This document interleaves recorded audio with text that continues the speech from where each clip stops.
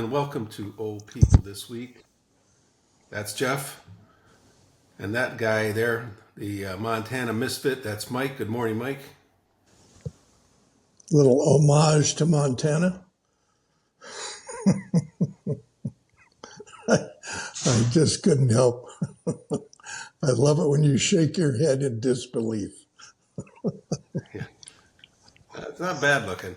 How long have you had that? My whole cowboy life.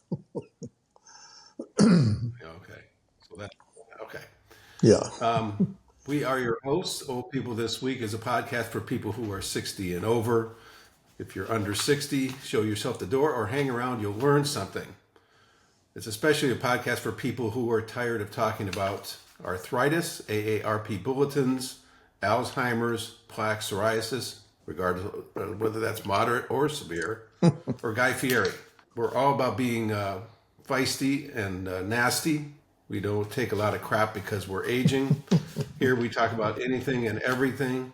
You'll sound smart when you're at yoga class playing pickleball or, of course, at happy hour.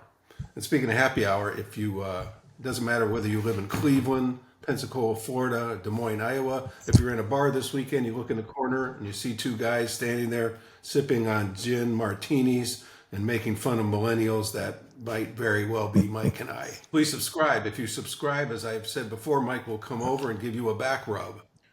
I will. First class airfare. A 1 week stay at the poshest hotel in your city or surrounding area. First class rental of a sports car.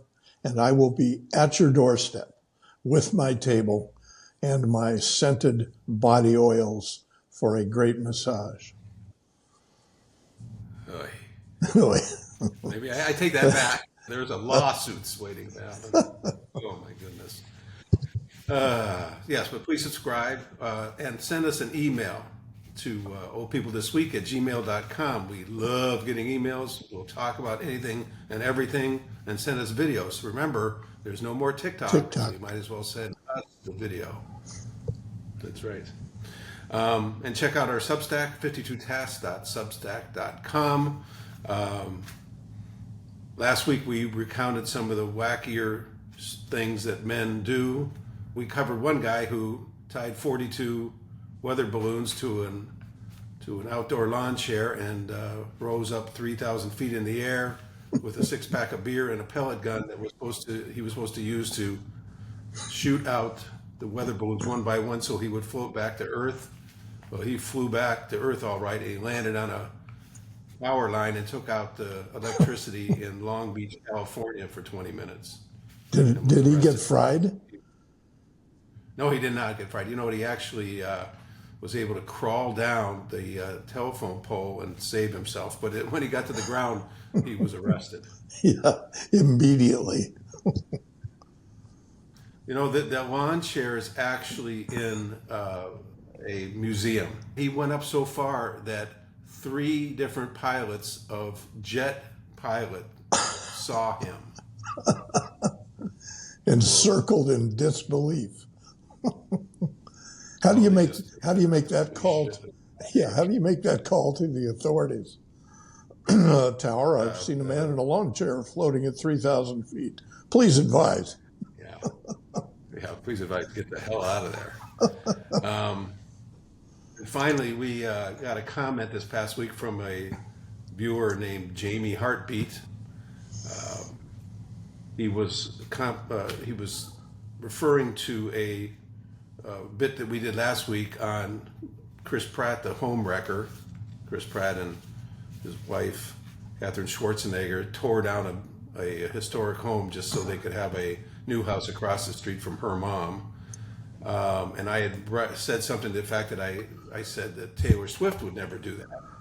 And this guy wrote back, or I don't know if it's a guy, but Jamie Heartbeat wrote back and said that Taylor Swift has bought 2 homes with historical backgrounds and she's refurbished them both, not tore them down. So that, as I suspected, she's got more class than Pratt does. Yeah, good for her. Like the writer who wrote about Pratt said, he has more money than taste. Yeah. A tendency in Hollywood. first short thing I wanted to talk about today, and one that I thought was most funny and just made me just sort of laugh, was the Golden Bachelor kids, Gerry Turner daughters, are bitching and moaning because they got some hate mail after Gerry dumped and pushed Teresa to the side of the road. And I thought to myself, this is so ridiculous that they're complaining about the coverage they get when, or the reaction that they're getting to what their father did. When they were, in fact, the person who put him up to this whole thing. They filled out an application for him. They sent in his picture. They encouraged him to be on the show, and then they were actually on the show themselves. They were in a segment or an hour-long, episode in which they met both of the last two finalists. I think her name was Leslie and Teresa, and they chose Teresa. And then when it all goes south, they are worried or they're not happy because they get some email like that. Well, welcome to reality TV. Yeah. Well, and they're probably sad that they will no longer be getting any coverage themselves because Dad blew it. Yeah, they're going to take it out on Dad behind the scenes. And now that he's divorced, who's going to care about Gerry Turner anymore? Nobody. His agent dumped him. I'll bet you. He goes back to being obscure and trying to pick up women in Indiana bars. And at least he can say, "Oh, I'm Gerry Turner. You know who I am. You saw me on TV. Yeah. Let's go knock boots." No, let's not. Here's another thing I'm pissed about. There's these two brothers named Joe and Anthony Russo, and they're really famous motion picture directors. They direct all of those Marvel pictures. Well, the last several Marvel pictures have just tanked, and one with Ant-Man and the last one called The Marvels, and nobody's going to see them, and there's been this huge fatigue over it, and they came out and they said, no, it's not because of our directing, it's not because of anything we did. They said there's a big generational divide about how you consume media. Like, we don't know this, I guess.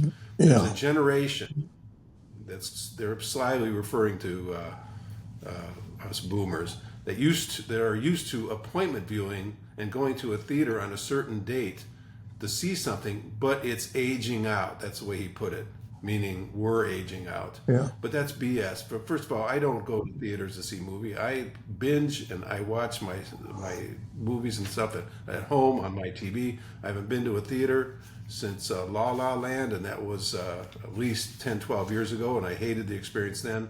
So it's actually not aging people that are causing this shift or it's not aging people that made that caused people not to want to see these last couple of movies of theirs. It's their shoddy directing. And if you saw the last two, which were I think one of them was called The Infinity War and The Endgame, they were boring and slow, and there was Josh Brolin played the bad guy with his gigantic jaw, and it was ponderous and not much going on, and you had to have a PhD in Marvel to even understand what was going on. So they don't know what they're talking about. Yeah, I mean, you can stretch that concept only so far. I mean, you watch one good one, and you go ooh-ah, and that's it. Yeah, well, the early ones like Captain America and Iron Man, they were great. They were good, yeah. Fantastic. You couldn't get enough of the action and the storylines, and the actors were great. Chris Evans, Robert Downey Jr. Everybody was great, but now I don't care anymore. Nobody cares anymore. But don't blame it on us. That's ageism, and I don't want to hear about it. All right. I am inundated by watching the news and what's going on at Columbia University and all these other places of higher learning as the riots. I have no problem with college students using their right to protest. That's not my beef. They were protesting when I was in college. My beef is that they're causing damage on campus, and the whole thing is just put me in a bad place. I don't know which way to turn, and I'm tired of it, and they have to leave campus now or else I'm coming in there. Oh, no. kick ass and take names. With your Guy Fieri All right, haircut. Speaking of Guy Fieri, that I have convinced that whatever he's been doing to his hair now for the last 25 years on diners, drive-ins, and dives, with all the peroxide he's put on there and all the screwing around he's done with his hair, that if you went up to him and shook him by the shoulders, that it's so stiff and crackly that it would just all break and fall off. Yeah. Plus, that whatever that is he wears on his chin. And I'm telling you, I watched he's doing a news show now in which he goes to a town and they call the Best Bites or something. But he does not look like the young Guy Fieri anymore. So he's going to have to figure out, is he going to be the oldest man in America with white spiky hair, or is he going to find a new look? But he has lifelong chemical damage from his hair treatment. Yeah, lifelong. I'm telling you, you just shake him hard enough and it'll all just break off. He'll be staying there as the bald Guy Fieri. All right, we're going to talk about cats and dogs today. This is the gist of today's podcast, and this is just really a lot of stuff going on. And the first one is, of course, Governor Kristi Noem, who is the governor of South Dakota. She decided that she had to shoot and kill her dog Cricket, and not because Cricket was rabid or because Cricket was, biting her or anything, but because it was being too aggressive and rowdy while on a pheasant hunt with her. And then she said that when she was returning home from the hunt and she stopped to talk with some locals, the puppy, mind you, this was Cricket, the puppy, got out of the truck and attacked the chickens on a local's farm. Which is what hunting dogs do. They attack birds.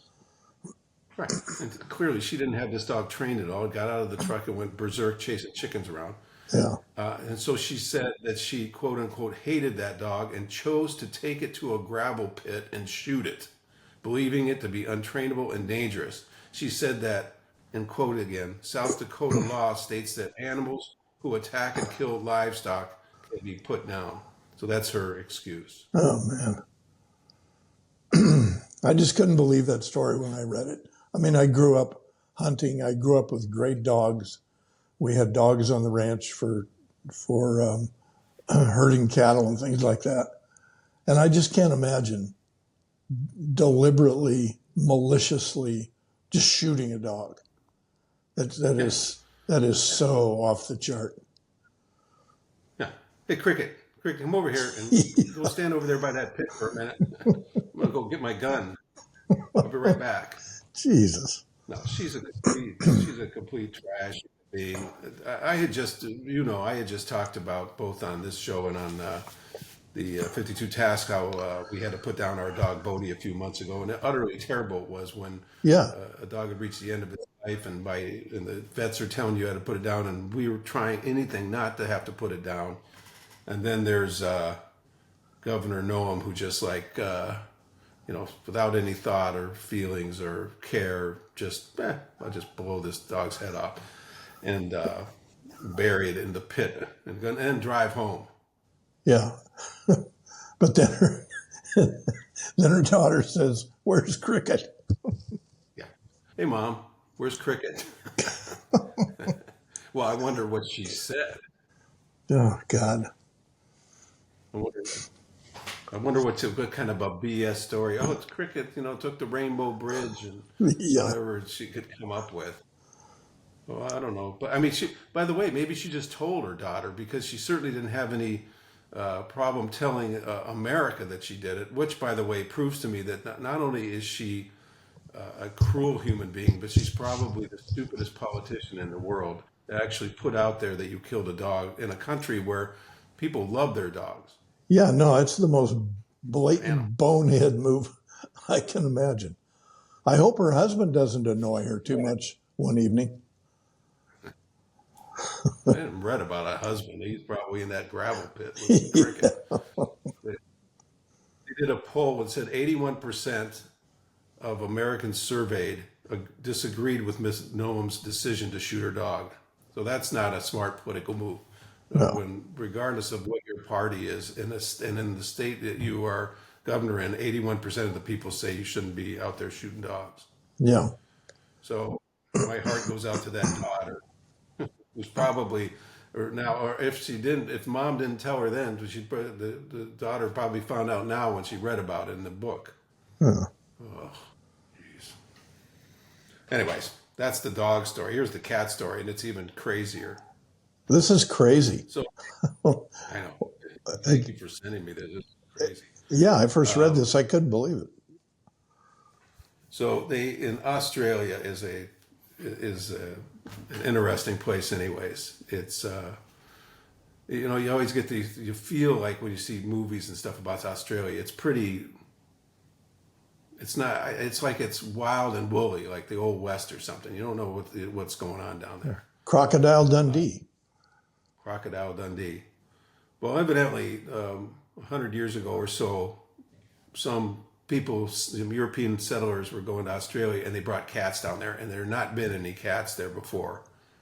And now, 100 so odd years later, the cats have killed at least 34 species of native mammals. So they're not only not only a pest, they're literally they put to extinction 34 separate species of mammals in one country. Yeah. So, being that the Australians, in their way of looking at it, is they have to go kill all these cats now. So they they have traps now, fenced off areas, sharpshooters who go around in nighttime in RVs with heavy lights on there, and armed men aboard, and all to shoot cats. And their justification is the cats pose an acute threat to Australia, which has no native feline species, but is home to a menagerie of slow-to-produce, snack-sized mammals. Cat paradise. Yeah. Oh my God. So and this story that was written about it that you sent me starts with the writer going with a hunter to a building, Yeah. and outside the building, going up to the door, is a trail of blood. And then when they get inside are all these bodies of all these cats that these hunters have killed. And they're all happy that, we killed 25 cats last night. What a mess. What a mess. Yeah, it's just, it brings to mind the situation in Guam with the brown tree snakes. And the only reason I know about it is because my wife and I were there on business a couple of years ago. And the brown tree snakes were introduced accidentally into Guam. And they have literally destroyed all the birds that used to live in Guam, because the snakes go up in the trees and eat the eggs and eat the chicks. Yeah. And there are now no birds left in Guam, and the snakes are so prevalent. They're all over the place. They're on the sidewalks. They're in towns. I mean, it's really, really science fiction, scary shit. And we saw it in person. I mean, it's crazy. Not only are they snakes that eat bird eggs, but they're brown, which is basically the color of every tree. Everything. Yeah. So there's sneaky brown snakes all over the place eating bird eggs, and now there's no birds. There's nothing flying around in Guam. Yeah. They've completely destroyed the native bird population. And it's really scary stuff. We don't have those here, do we? We don't have brown. God, I hope not. No. Where did they come from originally? I don't remember. I don't remember the source of it. Oh, well. Send them down to Australia. They'll figure out what to do with them. Yeah, the cats will eat them. Maybe the snakes will eat the cats. Yeah. Well, they should send Governor Noem to Alaska or to Australia. She'll fix that cat population. Yeah. Here you go. Governor. Here's an AK-40. We're going to drop you in Sydney. We'll see you in a few weeks, along with several thousand dead cats. Oh man, I'll tell you, Australia's crazy. I just watched this movie. So basically, these two American girls are on this work, uh, not a study, but like a work travel program. And they go to an agency, they fly down to Australia, they go to these agencies, they give them little jobs, they work for a few weeks, make some money, then they travel to another place and they get another little job and then they travel some more. And it's set up through an agency, through a legit agency. And Yeah. so at one point in the movie, they say, oh, this woman at this agency says, oh, girls, we're going to send you down to this golden hotel down in the backwoods of Australia, way back in the outback. Oh, and there's no men there. I mean, excuse me, there's no women there. There's only men there. Of course, they go down there, and the rest of the movie is they're basically trying to save themselves from being molested, raped, and killed by these crazy outback men. So that country, I don't know if I'm into going down to Australia. Yeah. We have enough issues to deal with here. Yeah, yeah. And that work study program, they got out of there at the very end by the very skin of their teeth, by the way. So it's a crazy movie. Here's what I wanted to go. You can go ahead and put your cowboy hat back on because this would be the appropriate time. Stagecoach, baby. Yes. Stagecoach was just out here in our part of the world, and it's billed as a country music festival, Yeah. and it's been going on since 2007. But I'm looking at some of the artists, and I'm a little bit like, what are some of these particular artists, and I'll get to their names in a minute here, doing at a country music festival. So the first year, I looked at the very first year, again, 2007, the artists were George Strait, about as hardcore country as you get, The king of Alan country. Jackson, yeah, Willie Nelson, Earl Scruggs, by the way, who probably had to be 80 years old, and he's out there with his banjo, Chris Christopherson, Emmylou Harris.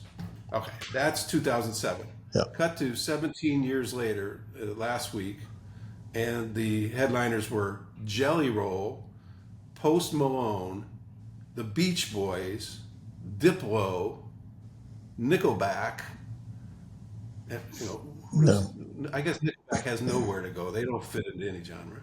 No. And Wiz Khalifa.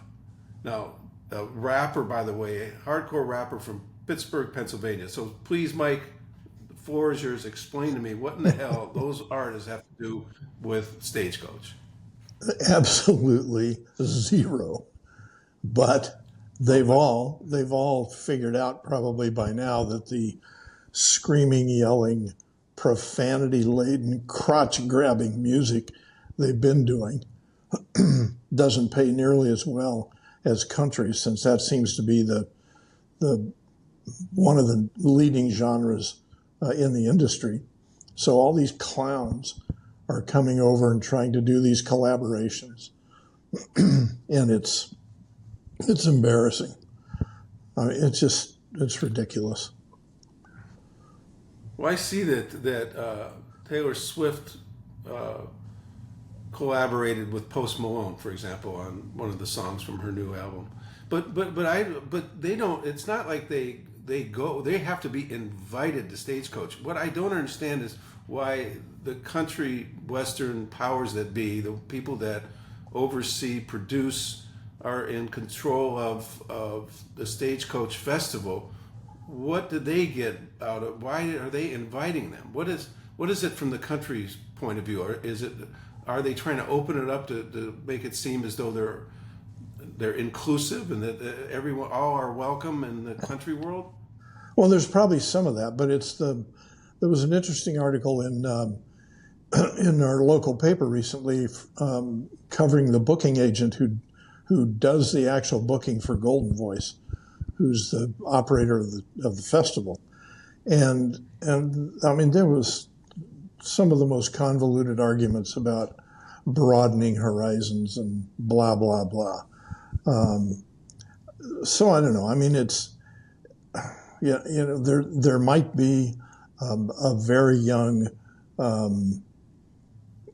cross-genre customer out there who likes country but also likes this other stuff, and that might be an attempt to pull them in. But real country fans, the Morgan Wallen concert on the final night was an absolute blockbuster home run, and really solidified the hardcore essence of country. And he's kind of a handful in his own right, but he's a country singer. He's a country guy. All these other guys who come to town and sing country western songs doesn't make them country. That you listen to On Sirius. Sirius. Sirius XM is the highway, and the highway is covers not only current established artists, but is also the gateway channel for new artists, debut talent, things like that. A number of whom, by the way, performed at Stagecoach to great reviews and to great audiences. But when you're on that station, you're not hearing Wiz Khalifa and Diplo. Oh, only extremely rarely. Now the exception is Jelly Roll, who has emerged as one of the seminal leading new generation stars in country, even though he's not a young guy. But he's the hottest thing going next to Morgan Wallen and Eric Church. He's right up there, and he's come out of nowhere basically in the last year and a half, 2 years. He's winning every award. He's got a great personal story, in and out of prison, the old Johnny Cash thing. But he's taken country by storm. Oh, that's interesting. Yeah. Well, then the other thing is that I can buy the argument that they're pandering to a young audience to bring in some of these people, but why the Beach Boys? Who's that pandering to? That performance was terrible. I watched it, and they broadcast it from the Palomino tent, and it was horrible. I mean, he couldn't carry a tune in the back of a pickup truck. I mean, it was embarrassing. It really was horrible. They have got to be all in their mid-80s. Oh yeah. And play. The lead singer was absolutely dreadful. It was terrible. Yeah. Now, conversely, to this point, Clint Black, who is an aging country star, did a great set to great reviews and a great audience response. In fact, he followed the Beach Boys, and he was terrific. And sang all his old favorites, and the crowd went bananas. They loved him. Yeah, and Ricky Skaggs wasn't there, was he? No. All right. Any rate, so let's move on to our final story of the day. Of course, I had to look up, see what our dear friends down in Florida are up to. Because there's always something going on. So I ran across this story. Drunk Florida man tries to use a taco as ID after his car catches fire at Taco Bell. But of course. There's a lot to unpack. Yeah. A lot going on in that headline. This guy's name is Matthew Faulkner, and he had apparently decided to make a run for a fourth meal at Taco Bell in the same night after drinking the other, I guess, between the other three appearances there. He'd been drinking all kinds of beer and whatnot. He made it to the fast food joint in his Chevy pickup, placed his order, and then got his tacos before he fell asleep there in the drive-through lane. Oh, great. Now, not only does he fall asleep, but somehow he's out cold. So the Taco Bell employees call the cops, and there's smoke coming out of the engine compartment because evidently he had fallen asleep with his foot on the accelerator while his truck was still in park, and the engine somehow caught fire. And so there's flames coming out of there. So the cops show up and they go over to him and they pull open the door and they ask for his ID. And Faulkner reaches into the bag and hands the cop a taco. Another Bribery. detective who was another detective who was standing there said, "We're asking for an ID, sir, not a taco." So Faulkner, in his blind state, starts eating the taco in front of him. So they drag him out of there. They give him a field sobriety test, and his alcohol blood content was between 2.27 and 2.30, which was, by the way, like 3 times over the limit. Way, And he was way hauled over. off to jail. Way over. So he was hauled off to jail, and they had to tow the car, and there it was smoking and left smoking in the Taco Bell parking lot while he's left to go to jail. Ay, ay, ay.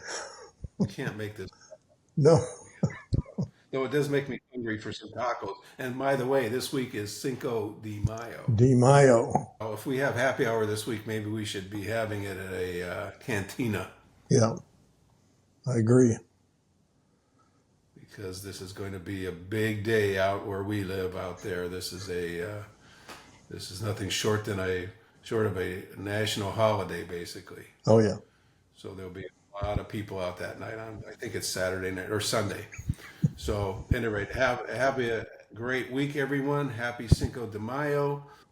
Mike, get that hat cleaned. I could see some This is dirt pristine. on there. This hat is Is that, pristine. you keep it in a case during the week? Oh, yeah. You have to keep a 100% pure beaver felt made by Lone Star Hatters in Sweetwater, Texas. This is an expensive hat. This is a hell of a good cowboy hat. How much does a hat like that cost? These days, probably $1,500 to $1,800. Oh, no kidding. Yeah. No, it's a real deal. Is that a leather strap there on the top there? No, it's braided horsehair. Who Yeah. was the poor horse who had to give up his hair for your hat? That's right, Kristi Noem's horse. Yeah. It was on her ranch. He ran away. If I was an animal living anywhere near Kristi Noem, I would be Yeah. I'd be out of there. No, I'd be out of there. I'd be afraid. If you're a horse, your hair is going to be around somebody's hat. If you're a dog, you better behave yourself. She's a piece of work. All right, Yeah. everyone. Adios. Have a good week. And Mike, see you this weekend. Talk to You you got soon. it. Okay. Bye, everyone.